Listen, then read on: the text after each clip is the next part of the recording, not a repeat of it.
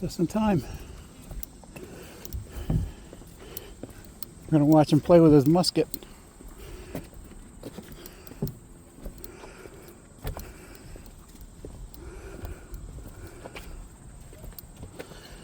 And home bridge decks. We'll be starting off with demonstrations soon. They'll be out in the courtyard. Oh, good.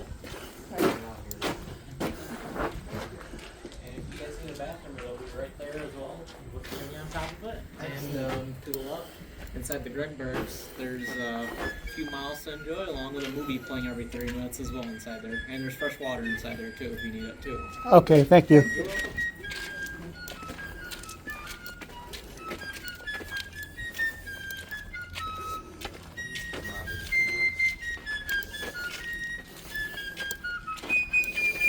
Get under the shade over here.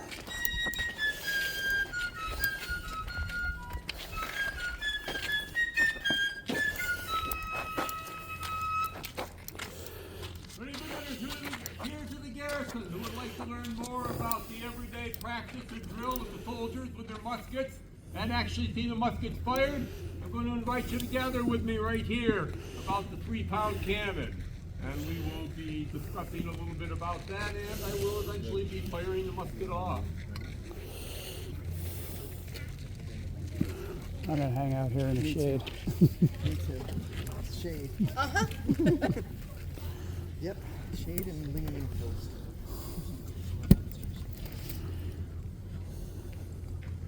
Next thing I have to do is let everyone know that I've been authorized by Colonel Gansford to offer short-term enlistments in our 3rd New York Regiment. Is there anyone who would like to actually enlist for a short bit of time and learn the drill with the musket? Very good. Anyone else?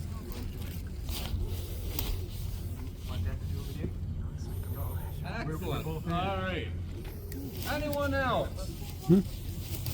I will let you know that this is your one time to enlist for less than 3 years. All right then, we will get underway. Really? Oh, you just do the best you can. If a wounded the person is willing to step up barrels. and you work, you just do whatever you can. All right then, I'm just going to administer the enlistment to you verbally, since this is a very short enlistment. Do all 3 of you swear or affirm to be true to the United States of America? And to serve the United States of America honestly and faithfully against all our enemies or oppressors? I do. Wonderful. And you swear or affirm to observe and obey the orders of the Continental Congress and the orders of the generals and officers that are set over you? I do. Excellent. Consider yourselves now members of the 3rd New York Regiment under Colonel Peter Gansford. 10 foot. This is the regiment that held the fort during the British siege, and you folks actually are visiting us during what is now the 248th anniversary of the British siege of the fort. And it was always going to be the musket men that gave the biggest amount of defense to the fort over that 21-day period, because while the fort had 11 cannons, 3 of which outgunned anything the British had brought with them, what they didn't have was much in the way of cannon powder and cannon shot, but they had been well supplied with cartridges for the soldiers' muskets. All right then. Next thing I need to do then is have you form up right there, right next to them. And now if I say to the left face, everyone turns. Very good. Sometimes we take a long time just teaching the soldiers their left from their right. Forward, march!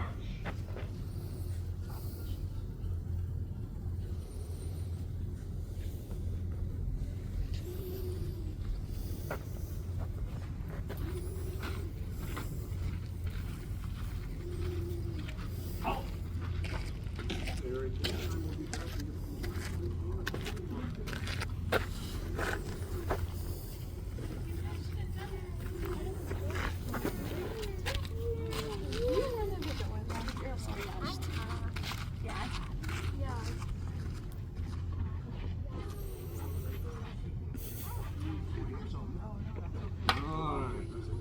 two larger soldiers, we'll give you the full size, and then for our younger one, we'll give them the carbine.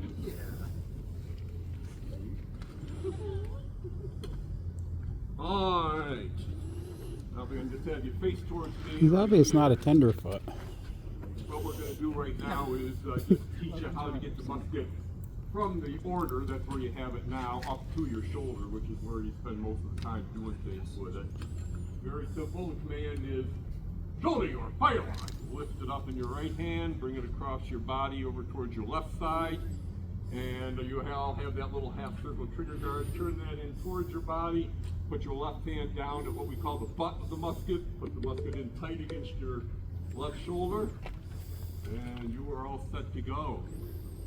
And for anyone else who would actually like to see the drill and the firing, I'm going to invite you now to follow my detachment up here onto the flag mast. To the right face! Good march.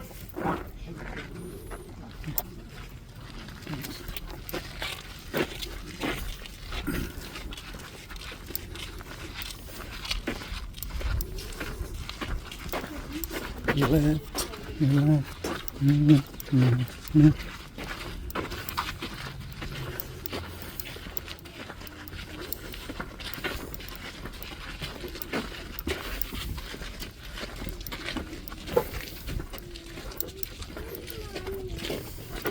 Southwest bomb proof bunker.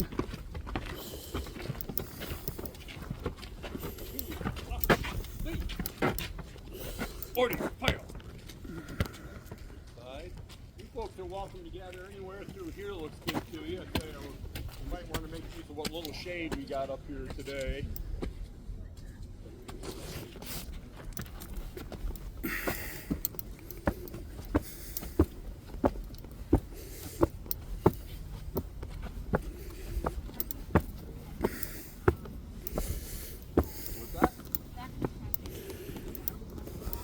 Yeah, yep, round musket balls.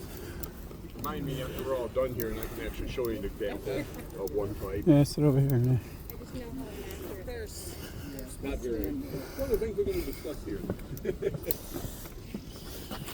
even better chance to get my lightning hit by one of those. So I talked about the fact that the musketmen had the most ammunition, so they had to give the most defense. As might be expected, they were the most numerous amount of soldiers that were in here. Through a combination of design and accident, the fort had been overcrowded to about 800 men, most of which were infantry soldiers. I today am representing actually a soldier of Colonel Ezra Badlam's detachment of Massachusetts troops that had been sent into the Mohawk Valley in the spring of 1777 when they thought it was just going to be a handful of American loyalists from the Mohawk Valley and their Indian allies coming to terrorize the area. And they thought, well, we'll ship 150 Continental soldiers in, that'll scare off the Indians and the Tories and everything will be great. These poor soldiers got shipped or marched out from the Lake George area prior to getting their new shipment of clothing or equipment, and then ended up finding out they're also going to have to march up here to the fort after spending some time down in the settlements around what's today Herkimer, New York. So you can imagine if you're still wearing the clothes you got from the previous year and now having done a couple of big long marches, what sort of shape your clothing and equipment is going to be in. You know, for our young people here, think about now when you get ready to go back to school, if the teachers send out a note saying, oh, and by the way, or I should say when you get to school that first day, by the way, guess what? You're now going to be staying at the school, so whatever clothing and stuff you've got with you now, that's what you've got to use for the foreseeable future. And that's what you would have been stuck with. But now let's move right along and show what needs to be done for all these close to 800 soldiers to properly defend the fort. And just like all throughout the ages, it's about teamwork, but it becomes even more obvious during this time period why teamwork is such a very important thing in the Army. Just discussing with the one young recruit, he was asking about what kind of ammunition. Yes, it's the round lead ball, and he was wondering about what kind of accuracy you had with that. Not much, because you're also using a smoothbore weapon. The Armies preferred the smoothbore military musket at the time because it could be loaded quicker than a rifled weapon, and more importantly, it took a bayonet on the end of it, which rifles at this time were not equipped to do. But you were also then giving up a great deal of long-range accuracy. So you make up for that loss of long-range accuracy by sheer firepower. You're not teaching these soldiers to load and fire individually on their own. You're teaching them to all get to the point to work together so they can all be loaded at the same time. You present your weapons down towards the enemy, fire all at once, and send a volley of lead flying across the air at your enemy. So this is how we go about teaching them how to do this. Take care! That's the same as someone saying attention nowadays. Shoulder your firelock! So musket back on your left shoulder. You're going to pretend you have your cartridge box over here on your right hand side. That's where you got all your ammunition. We are all unloaded at this point, so you don't have to worry about anything coming out right at the moment. Poise your firelock! You're going to turn the musket, put it up in front of your face so most of your face is blocked by your left hand. Cock your firelock, turn that trigger guard right away from you, full cock the musket. Present! And we're going to aim up slightly so we're not pointing right at these fine folks here. Fire! And you come down to the loading position, which looks like this. Make an L with your feet, like so. Put the musket at your right side, and the muzzle is elevated a little bit. Half cock your firelock. Click. Handle your cartridge. Slap your cartridge box. Bring out your cartridge. Cartridge is simply a tube of paper like this. It has a charge of gunpowder, and if we're going into battle, the musket ball all wrapped up in it. We got our musket in one hand and our cartridge in the other. How are we going to get into this? Got to open it first, though. How do we do that? Their mouth. With your teeth. That's right. You're biting off the top to get into your cartridge. So bite off the top, spit out the paper, put it under your chin. Prime! Put a little bit of powder into the pan. Shut your pan. Close that tight so that when you bring the musket about, you don't lose your priming charge out all over the ground. Charge with cartridge. Pour in the rest of the powder. Push in the paper. And your ball. Loosen your rammer. Draw your rammer. Pull out the rammer. Place it next to the muzzle. Ram down your cartridge. Rammer in. Ram everything down the barrel. Bring the rammer back out. Put it back in place. Return your rammer. Up to this position. Shoulder your firelock. That's around 13 steps you're going through to load and fire the musket one time. Has everyone got that memorized now? Yeah. How about my recruits here? Yeah, we'll get there. You'll get there, absolutely. And of course, during the practice, what is one of the things they don't have to worry about? Getting shot at. Getting shot at, yeah. You know, now imagine trying to keep all these steps in place while someone is shooting at you. Another reason that this drill goes on for hour after hour, particularly for newer soldiers, is not just so you literally get the drill drilled into your head, but so that more and more you can focus on just doing this and keeping everyone working together rather than focusing on the fact what could any second happen across the field and start coming at you. Because even though in theory a wall of lead flying through the air at the enemy line is going to hit more soldiers, in practice that's still not going to be the case. Not that many people are going to get hit. But if you're the ones now being shot at, how long are you going to want to stand there in this line with all this lead flying around you, ripping through your clothing, or hitting people on either side of you who are now screaming and bleeding? How long are you really going to want to spend in that place? And not long at all. What might you want to do, in fact? Run, yeah, Retreat. run away. That's the greatest effect of this volley fire. That's the most important aspect, is you're throwing this shock at the enemy that is going to begin to break down their discipline and their morale. And if you get them to the point where all of a sudden they're more worried about themselves and what's going on with everybody else and their weapon, you're on your way to winning the battle. So I'm going to quickly now take them through it just so you get a little taste of how you'd have to do this in a battle situation if you were here during the siege. Take care. My man, load! So coming that loading position, bring your musket down, flip open your hammer, slap your cartridge box, open your cartridge, prime the pan, shut the hammer, about! Now we all bring our muskets about, everything down the barrel, pull out your rammer, ram it all down, put everything back in place, wait for the command return. We all return our rammers up to the left side and automatically down to our left shoulder. Doing it this way, at least when we're practicing, we could get off 2 to 3 shots every minute. But again, that's one shot every 15 seconds when you're going through 13 steps. Did they give you any chance to make a mistake and then catch up? Not a bit. Literally, this is drilled into your head. And what was the garrison doing, all these musketmen, during most of the siege? They were just up there working in small parties and larger parties, again, throwing that lead out there, trying to make that wall, trying to encourage the enemy to duck, stay under cover, and basically make it so they don't really, or I shouldn't say, aren't all that enthusiastic about pushing forward closer and closer to the fort. This became particularly the case towards the end of the British siege, where the British had found out that the powder magazine was located in that storage area of the fort. They began digging zigzag trenches that would allow them to bring their cannons up under cover and eventually start directing exploding shot against the walls of the powder magazine by taking their little small mortars that have been dropping shells down on top of the fort, mounting them on cannon carriages, and allowing them to throw the exploding shot more directly right against the walls of the fort. But to do that, they had to get in close, and that put them within musket range, and now you have large parties of men up on the walls just firing down at the British. And if you're out there with a pickaxe or a shovel and the air around you is whistling with lead, does that really encourage you to get in closer? Not really. And the idea was, let's just slow the British down as long as we can till help can get to us. So I want to thank my new recruits here. You can go now and form the guard detachment to guard the rest of these folks.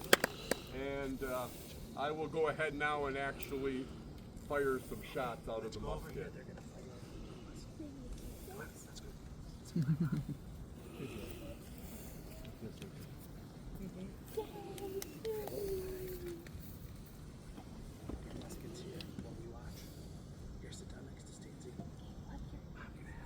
To the right about face. Hi, man. Move.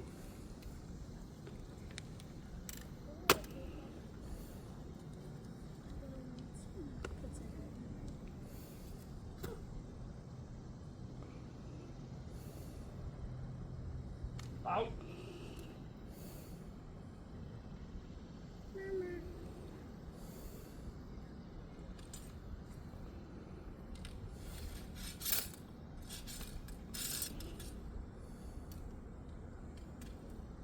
Turn. Out the blanket. Forward march.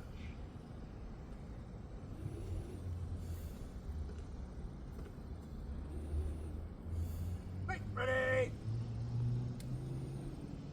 Reset. Fire. Hi, man. Load.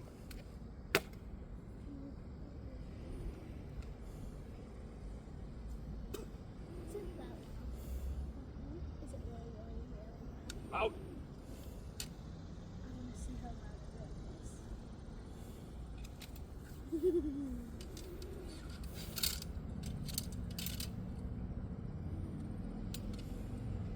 Turn.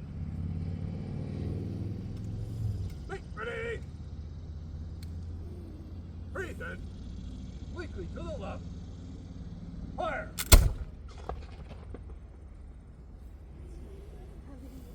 Hi, man. Load.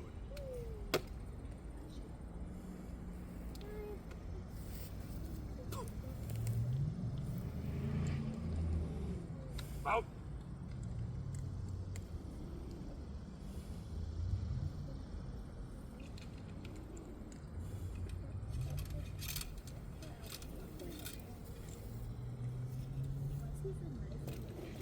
Turn.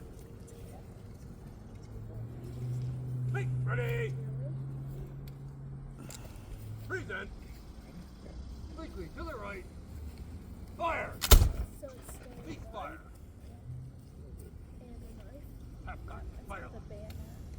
Fire. Nice. On the Shut gun. up. Hey. To the So it's mouth. basically Face. that would be the wooden Good stick march. with a knife taped to it. Oh, thank you very much. And in the end, this musket fire would have the desired effect.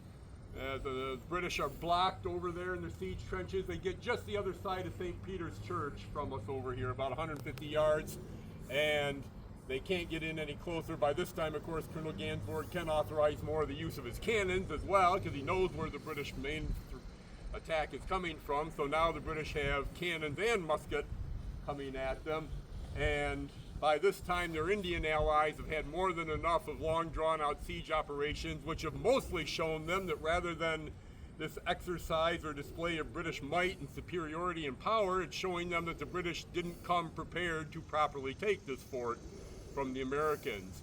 And more of them desert as they now hear General Benedict Arnold is coming with a relief column of 3,000 or more soldiers to come to the aid of the fort.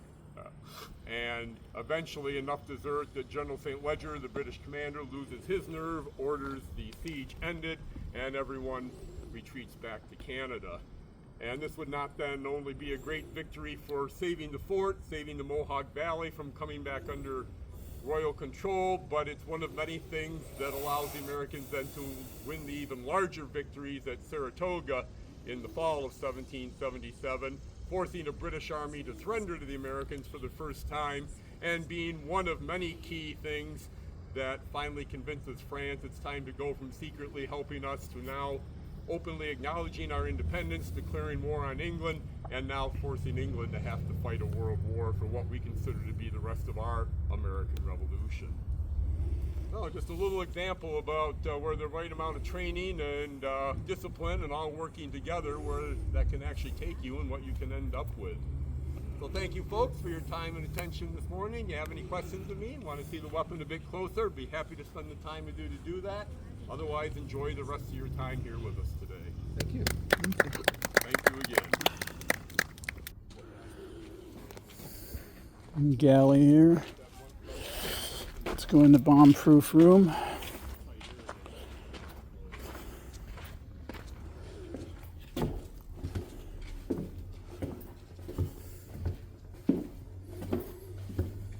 Renee, come here.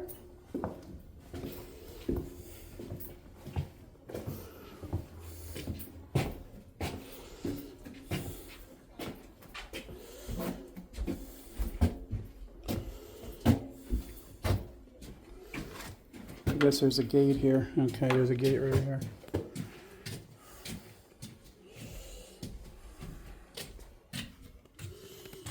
Look how dark it is in here.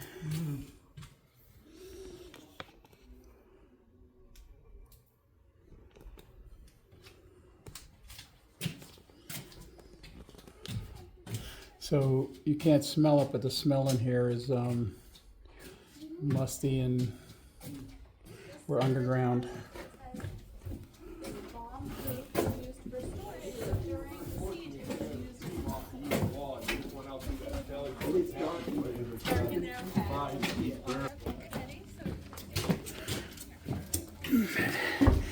At 5'7", I had a duck could get in here.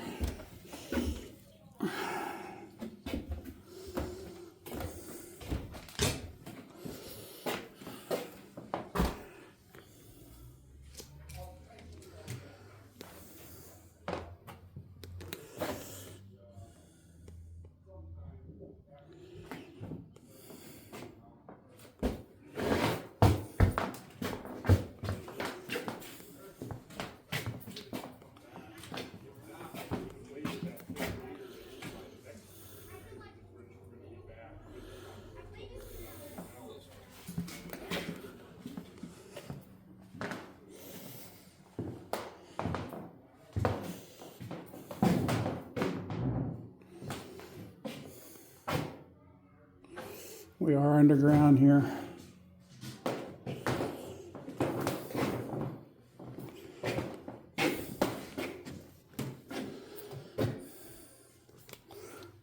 Birch Canteen.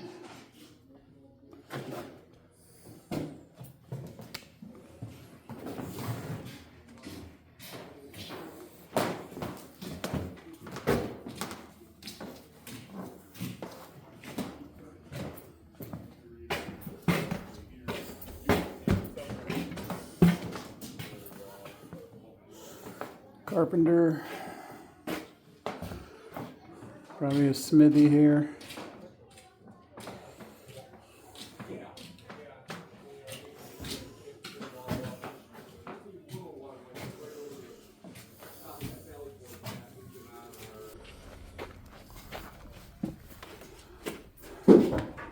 Enjoyed your presentation there, soldier. What's that? I said I enjoyed your presentation, soldier. Ah, good. Oh, just doing my little bit.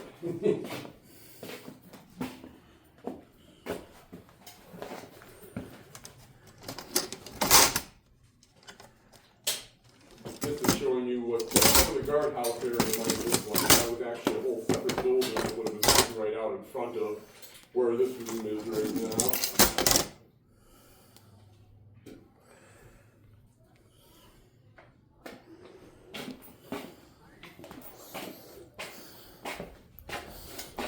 All right, take care. And you as well, sir.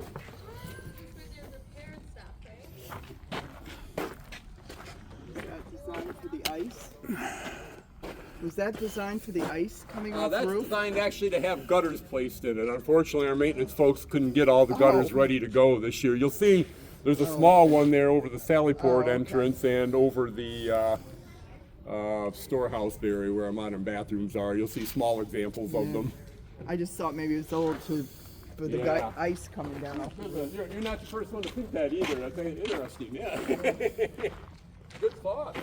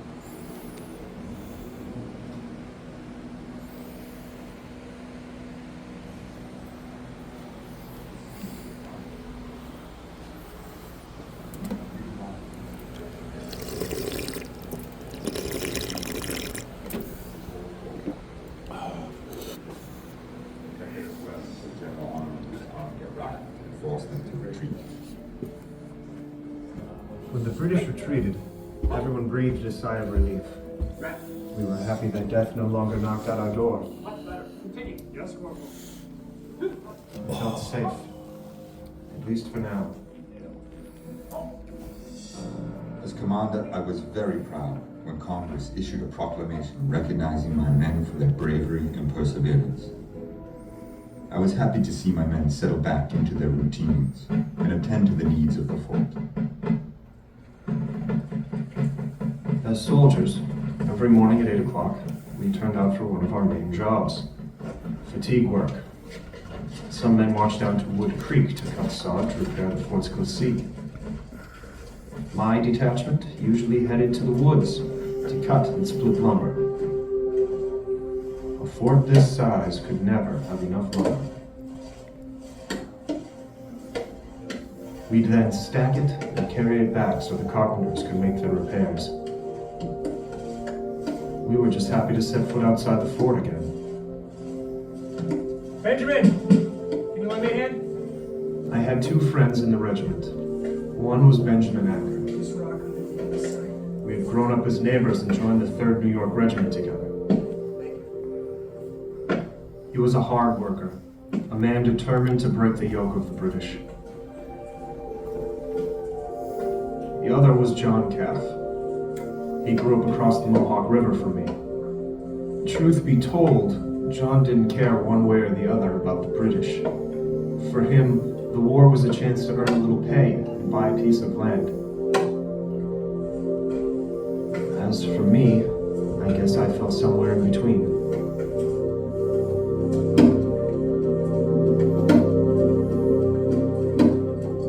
With fresh wood and new supplies arriving from Albany, the artisans I hired were also glad to get back to their duties. The blacksmiths forged tools and repaired our weapons. Coopers built barrels to preserve our food and keep our gunpowder dry and ready. My carpenters and engineers repaired the walls and gates, preparing the fort for the next assault. I also ordered them to reinforce the bomb-proofs, the underground rooms where we stored our powder, food, and medicine. One of the rooms we had converted into a hospital for the unfortunates who fell ill or were injured during the siege. Every soldier had his duty. Every man made his contribution.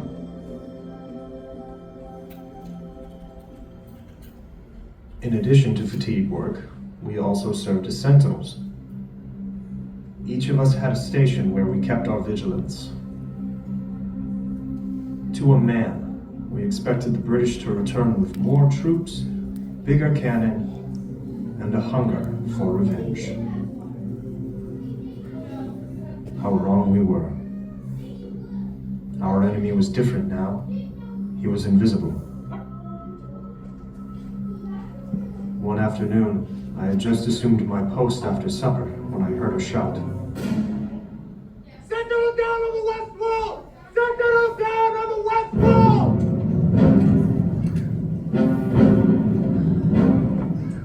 Catherine to the bomb. Do that. Take his place. We'll go upstairs. Watch this.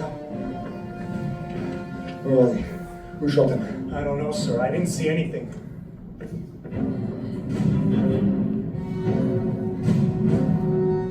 It was true. I hadn't. We never did. He was a marksman, probably a British Indian. Death still crept in that dark forest. I wondered if I'd be next.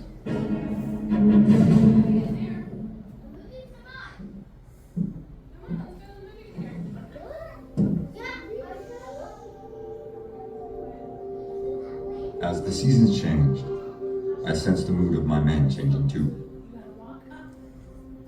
News of the Continental Army's victory at Saratoga lifted their spirits. Then winter came, and it was long and cold. By February, most of my men were without proper bedding. In some instances, 3 men shed a single blanket. Our discomfort was punctuated only by terror. On one day alone, we lost 24 men, ambushed in the woods.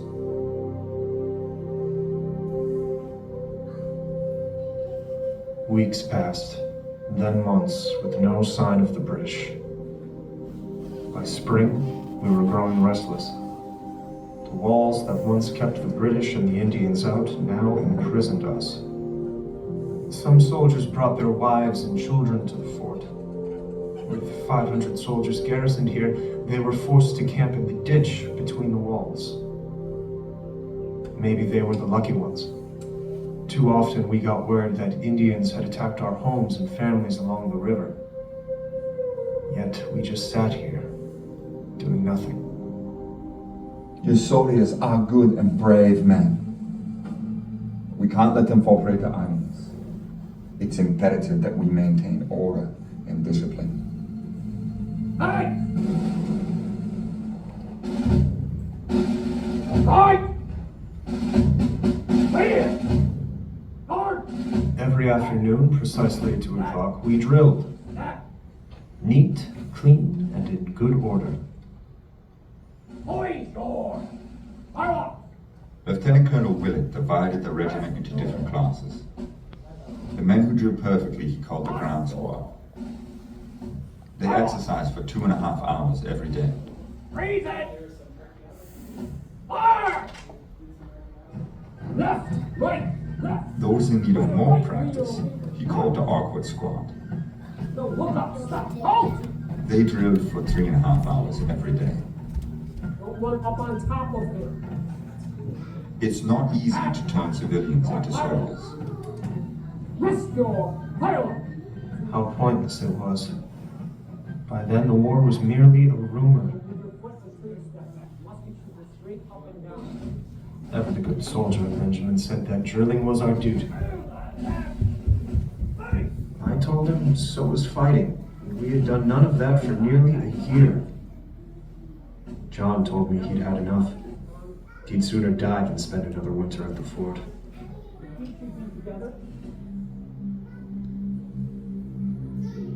My men performed their duties diligently, but as spring turned to summer, there were whispers of desertion. So I decreed that any soldier found 2 miles beyond the garrison without permission shall be treated as a deserter.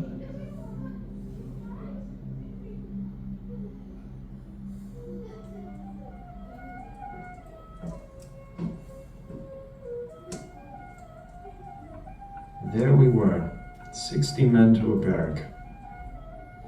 What little free time we had, we spent playing music or drafts. Mostly, we grumbled.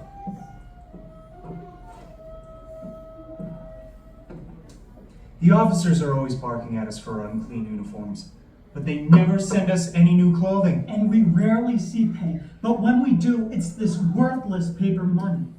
As always, Benjamin counseled patience and reminded us of our duty. Gentlemen, the fight for freedom will not be easy. That's all well and good, Benjamin, but we don't all have the patience of a saint like you. John, however, took to gambling and openly cursed life at the fort. He didn't care. He signed up for the pay. Without it, what was the point of staying on?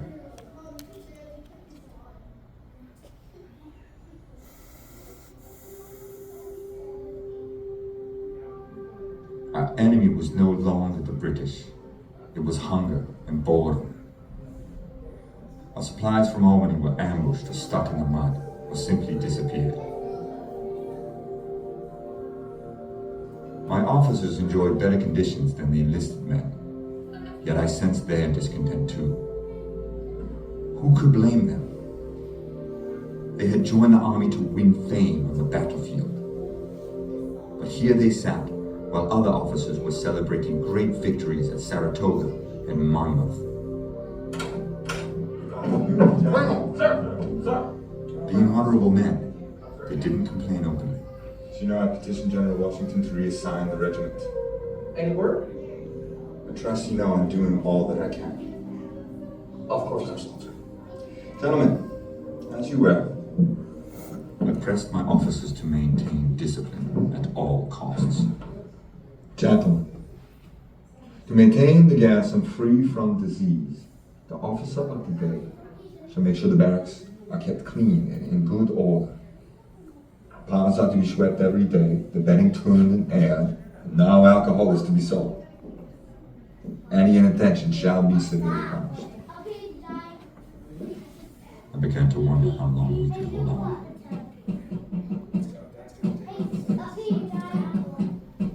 One morning, it happened. At roll call, 5 men were missing.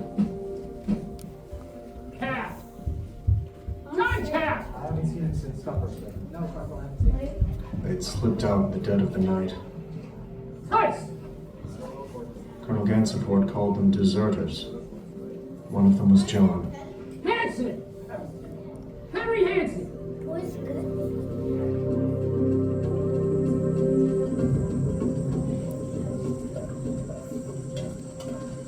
John Caff and his friends headed for Canada. They didn't get far.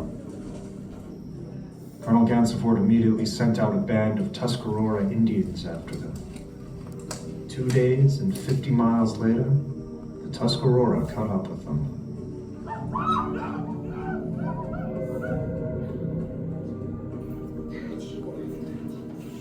I convened a general court-martial that found the men guilty of desertion. My officers, fearing this was a growing evil, desired their immediate execution. What else could I do? The previous month, 6 men driving supplies to the fort had also deserted.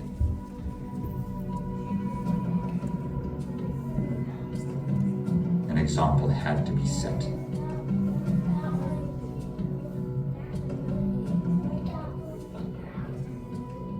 John Cap, Christopher Tice, Nicholas Hartman, Henry Whitmisier, Nicholas Hansen.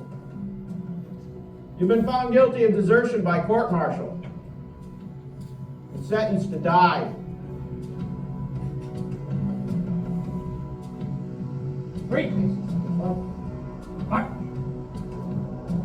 They were shot accordingly at the head of the regiment. Hey, ready? Freeze it! Fire!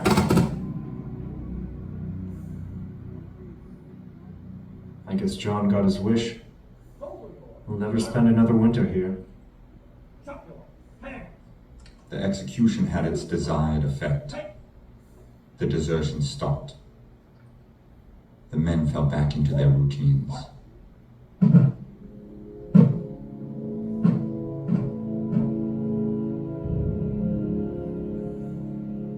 A few weeks later, I was eating dinner when I heard a commotion at the west wall. Hand beyond the gate! Hand beyond the gate! Hand beyond the gate! Captain Rita, attack the party men. Let's save it. Immediately.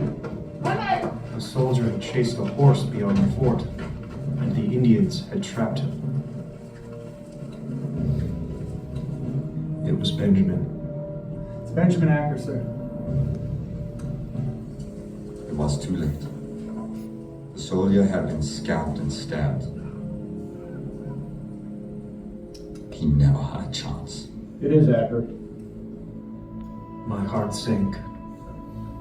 Ever dutiful, he had tried to catch a horse that had run away.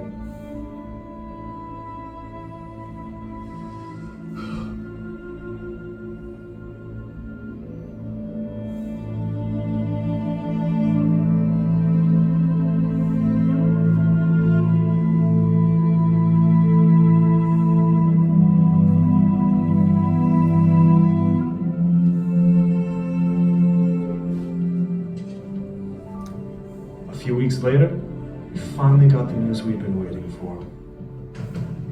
We were to be relieved.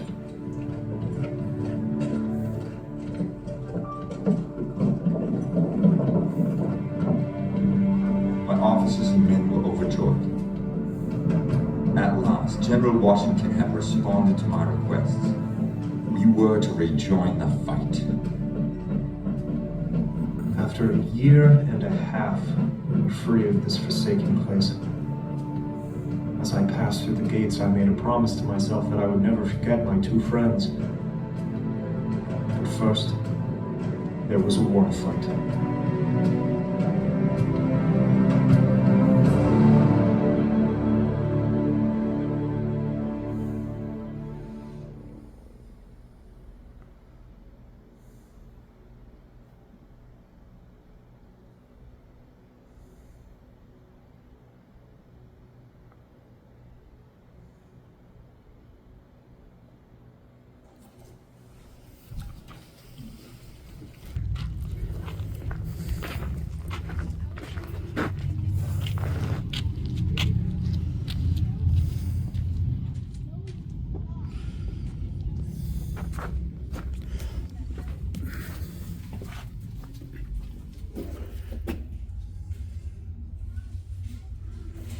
Pause to read.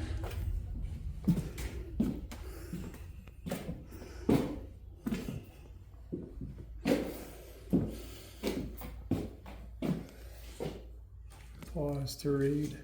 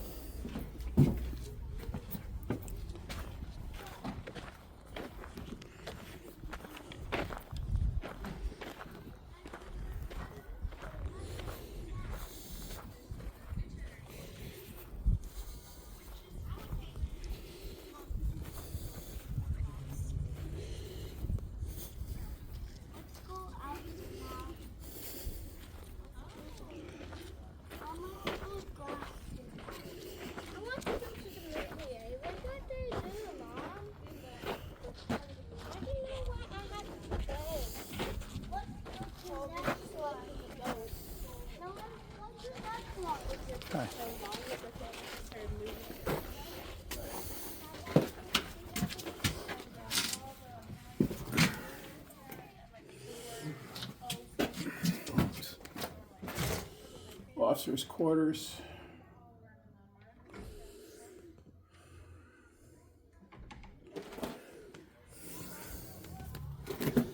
The walls are thick.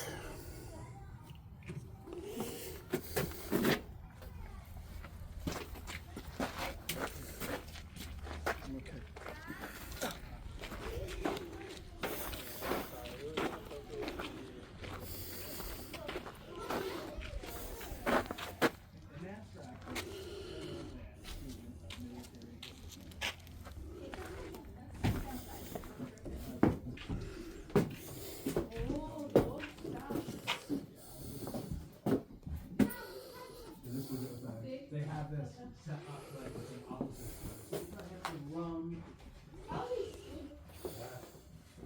Try to put some hay or grass in there. Maybe some clothes.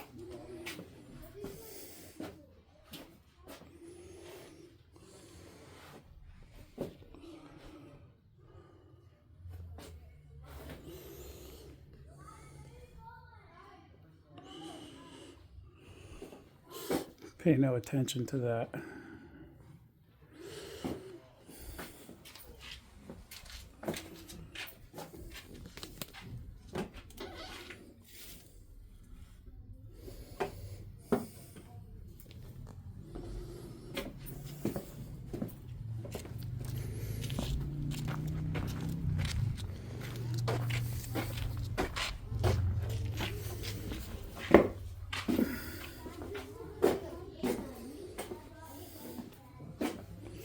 This must have been the doctors, the hospital.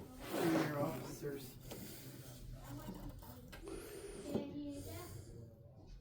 Junior officers. Junior officers.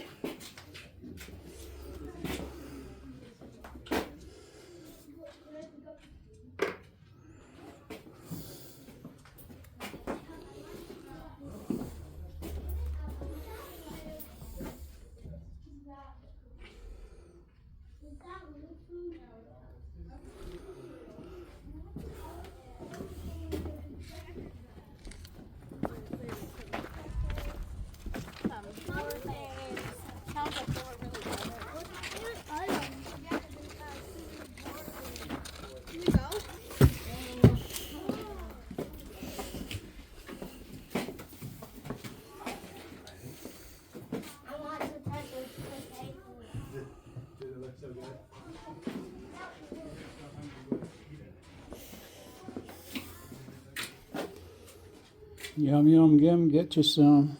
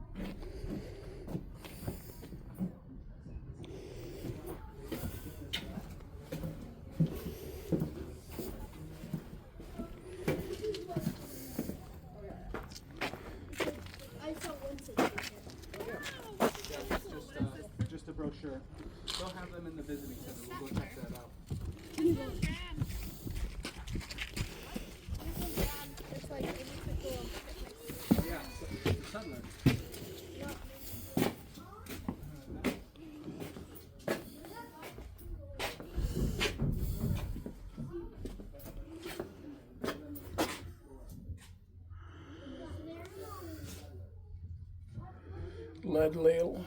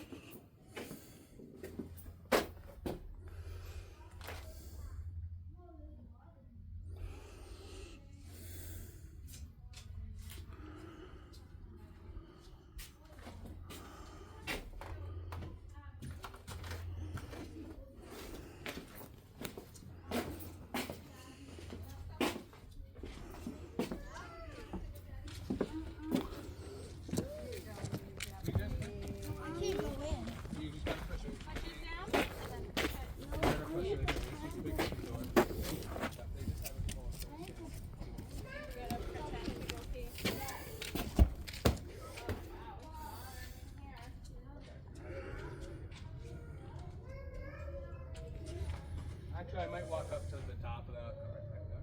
Seems like you'll be in there for a second.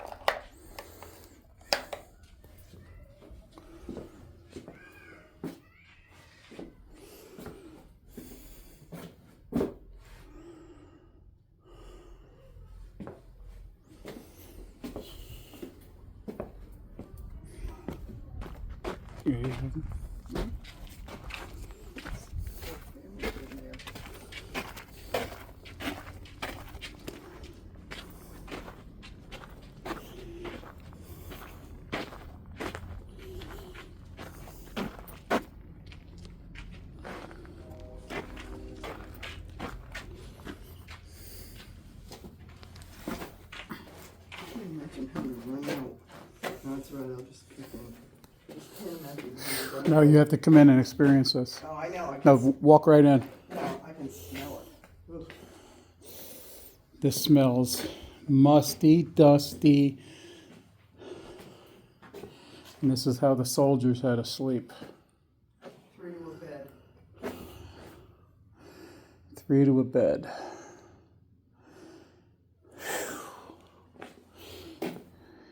It's cooler in here than any other building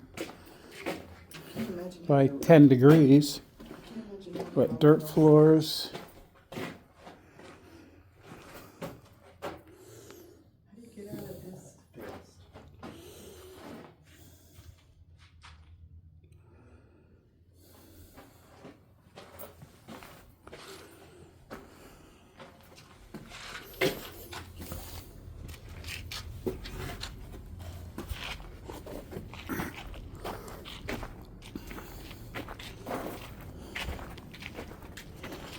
I get a sense of despair here.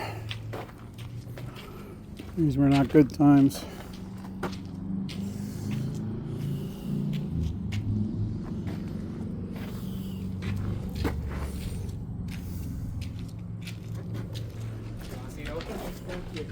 Yeah. Sure.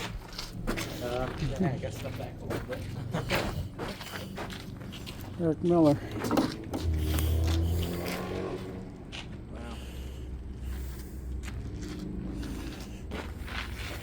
Lots of pretty opens there. So that's fun. Yeah. It's even better. This is called the Wicket Gate. That's where the wizard would stick his head out. Yes. This was meant for soldiers so that way they could keep both gates closed. They could open this so that way they can come in and out. It'd be kind of how they would open it is through a password system. Every day they would change it, and one of the most common ones was Gansevoort, after the Captain Gansevoort, which is the statue all the way inside that park behind us that way. And Albany was the other side of the password that they would have to say. Oh, gotcha. So these were kept closed, and then this would slow down any major attack. And the little lip there would make it so that way, if you know someone that's not supposed to have the password, you can grab them. Well, good thinking. I like these trackways for the counterweights. I will say that is the only approximation of the place.